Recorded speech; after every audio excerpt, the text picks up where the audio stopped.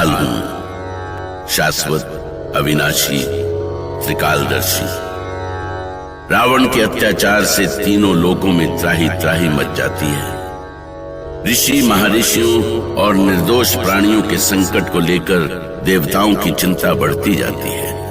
विष्णु महेश के साथ नारद, वरुण, इंद्र और वायु सभी देवता प्रजापति ब्रह्मा के पास आते हैं।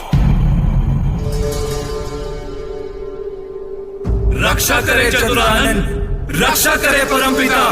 आंखें खोलिए ब्रह्मदेव, आंखें खोलिए। आप मौन क्यों हैं ब्रह्मदेव?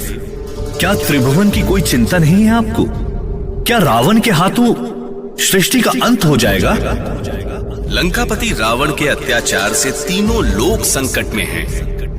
देवता और ऋषि महर्षि त्राही त्राही कर रहे हैं। हाँ परमपिता, यदि समय रहते कोई निर्णय नहीं लिया गया तो इंद्रलोक पर तो रावण का अधिकार होगा ही। देवलोक का अस्तित्व भी संकट में पड़ जाएगा। लगता है कि परमपिता समाधि की स्थिति में है। हमें विनती करनी चाहिए। हे चतुरानन सृष्टि प्रणेता, हो प्रसन्न, हो प्रसन्न। हे ब्रह्मदेव, हे जगत पिता, हो प्रसन्न, हो प्रसन्न। विपदान पड़ी संकट में है सारा संसार। धर्म का नाश हुआ, अधर्म का हर ओर है राज। हे कमलासन, हे चतुरानन, हो प्रसन्न, हो प्रसन्न। हे ब्रह्मदेव, हे जगत पिता, हो प्रसन्न, हो प्रसन्न, हो प्रसन्न, हो प्रसन्न। सृष्टिकर्ता ब्रह्मा की जय। श्री हरि महादेव, आप लोग यहाँ। त्रिभुवन संकट में है चतुरानन। यदि रक्षवंशियों को रोका नहीं गया तो तीनों लोकों में अधर्म का राज हो जाएगा ब्रह्मदेव। हाँ चतुरानन, ये घोर संकट की घड़ी है। ऐसे में आप ही कोई उपाय कर सकते हैं। हमें आपके आदेश की प्रतीक्षा है। शीघ्र निर्णय लें परमपिता। और उधर पृथ्वी पर अयोध्या नरेश महाराज दशरथ अपनी ही चिंता में घुले जा रहे थे। वो वृद्ध हो रहे थे और अयोध्या नगरी उत्तराधिकारी चाहती थी। सावधान! परम प्रतापी, सूर्यवंशी, रघुकुल नायक, राजाधिराज महाराज दशरथ दरबार में पधार रहे हैं। अयोध्या नरेश महाराज दशरथ की जय! अयोध्या नरेश महाराज दशरथ की जय! शांत शांत, आप सभी लोग शांत हो जाएं।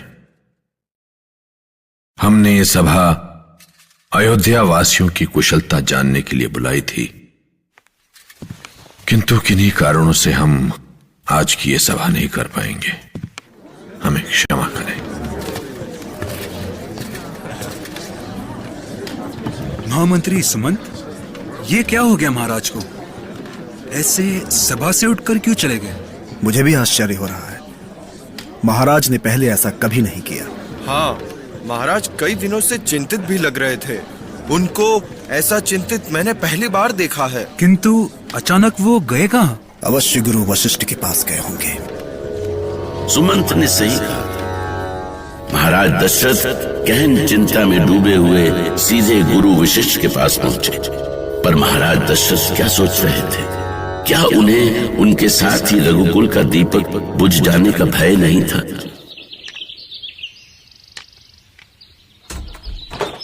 गुरुदेव वशिष्ठ को दशरथ का प्रणाम स्वीकार हो। क्या बात है महाराज, आप बहुत चिंतित लग रहे हैं। अब आपसे क्या छिपा है गुरुदेव, आप तो सब कुछ जानते हैं। जानता हूं महाराज, आपकी चिंता अयोध्या के उत्तराधिकार की चिंता है, अयोध्या के भविष्य की चिंता है, अयोध्या वासियों की चिंता है। किंतु गुरुदेव महाराज, मैं ग्रह नक्षत्रों की गति देख रहा हूं और काल के गर्भ में छिपा हुआ अयोध्या का भविष्य भी देख रहा हूं। इधर महाराज दशरथ की एक पुत्र पाने की चिंता थी, तो उधर देवलोक की चिंता थी रावण के पापों का अंत। और ब्रह्मा जानते थे कि इन दोनों चिंताओं का हल एक ही है, विष्णु का अवतार अर्थात राम का जन्म। और उन्होंने देवताओं से ऐसा ही कहा। रक्ष वंश के अंत की नींव पड़ चुकी है देवगण। राक्षसपति रावण के अपने ही पाप उसके वंश का अंत का कारण बन रहे हैं। ऐसे समय में आप सभी महर्षि कुशध्वज की पुत्री वेदवती और सूर्यवंशी अयोध्यापति अनरण्य के शापों के सफल होने में सहायक बने। किंतु ये कैसे संभव होगा परमपिता? विधान के अनुसार आपको वेदवती और अनरण्य के शापों की रक्षा करनी होगी। अर्थात श्री हरि विष्णु को अवतार लेना होगा। हाँ महादेव,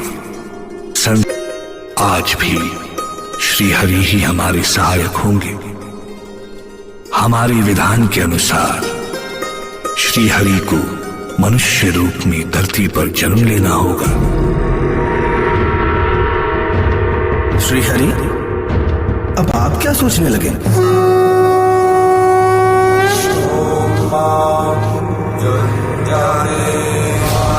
सोचना क्या है, विधि के विधान को कौन मिटा सकता है।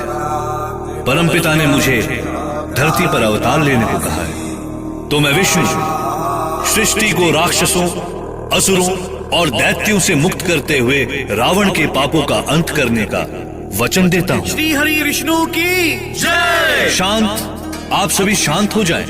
परंतु परमपिता, आपने तो ये बताया ही नहीं कि धरती पर हमारा पिता कौन होगा और कौन होगी हमारी माता। श्री हरि, इस प्रश्न का उत्तर तो आप ही के पास है। स्मरण कीजिए, अनरण्य ने रावण को क्या श्राप दिया था। मेरे ही कुल में पैदा हुआ एक रघुवंशी तेरे राक्षस वंश का सदा सदा के लिए नाश कर देगा। ऐसा ही होगा परमपिता। हम अनरण्य के वंशधर रघुवंशी अयोध्या नरेश के ज्येष्ठ पुत्र के रूप में अवतरित होने का वचन देते हैं और हमारी माता होंगी माता कौशल्या। शांताकारं भुजगशयनं पद्मनाभं सुरेशं विश्वधारं गगनसदृशं मेघवर्णं शुभांगं। मुनि वशिष्ठ परम ज्ञानी थे। देवलोक में हो रहे निर्णय का उन्हें भी आभास हो चुका था। इसी विश्वास पर उन्होंने भविष्यवाणी की कि महाराज दशरथ अवश्य पुत्रवान होंगे। राम